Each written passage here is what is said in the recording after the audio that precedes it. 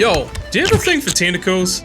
And playing as a character that denies allegations that he sleeps with the fishes? Well, Namor might be the fishy friend you're looking for. We're going to take a little squiz in his fishbowl and see what skills are swimming around. Starting off, we're going to look at his trident he yoinked off Neptune. It's an arcing projectile-based weapon that does monstrous damage, and it causes severe headache damage when you get forked in the face. That headache will also cause your Squidwards to act like they're on Adderall.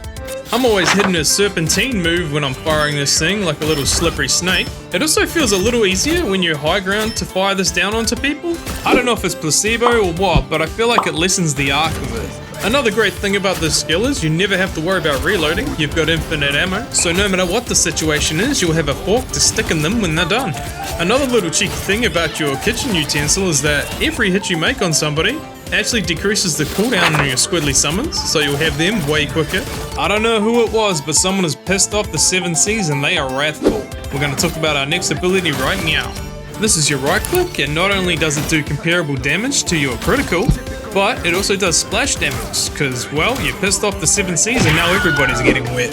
It works swimmingly when you need to finish somebody off. You hit them with a little surf and get knocked to the turf. Your squids will also turn into turbo squids, so Vin Diesel will be proud. They'll go fast and furious and do more damage and attack faster. And because of the splash damage, pumping this ability from high ground can absolutely slap. Now it's time to move on to our main dish, the Aquatic Dominion, or as I like to call them, your squid cannons. These little guys have bad manners. They're always spitting at people in public. How rude.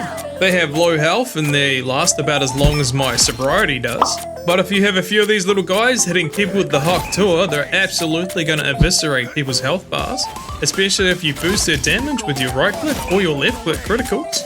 You can throw them on all kinds of surfaces, they really do suck. And because they have such low health, you might want to put them into some tricky little spots rather than in the middle of the road, seeing as they're allergic to having no HP. So just play around with your food and just see what sticks. They've also got a range of 40 meters, so don't go try throwing them outside of that range, or Misty from Pokemon might come and try steal them from you.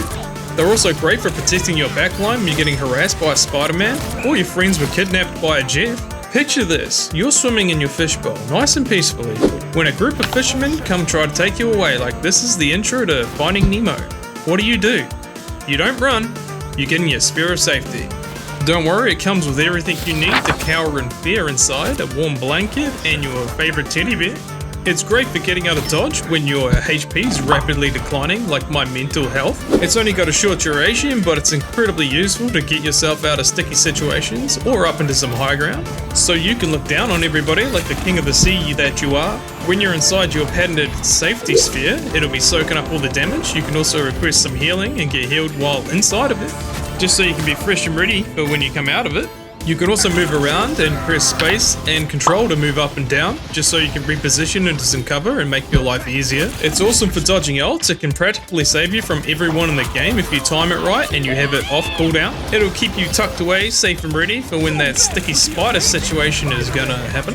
And when you're looking for those cheeky high ground spots, hit a jump first so you get a little extra height when you're doing it. Now that we're out of the deep end and into some shallow paddling pools, we're gonna talk about our ultimate, because sometimes you just gotta throw a whale at somebody. This is Moby Dick, the sequel.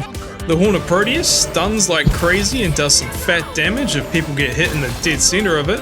It knocks people down and it will have them screaming, "I've fallen and I can't get out." It's incredibly unlikely to kill a tank in one shot, but because they're in so much pain because they just got hit in the head by a whale, they are going to be easy to finish off. You may want to wait for chaotic situations before popping your ult, because there's so many avid whale watchers looking out for it. And just be careful when placing it quickly, because the geometry can really mess it up. You also want to be careful when trying to set up a playdate with the whale and Jeff. It could go wrong and then Jeff could fall off the map and kill himself. Well, that's about the end of our sea voyage. I thank you for watching, and I'd appreciate a comment, like, and your Steam account name and password down below. Peace.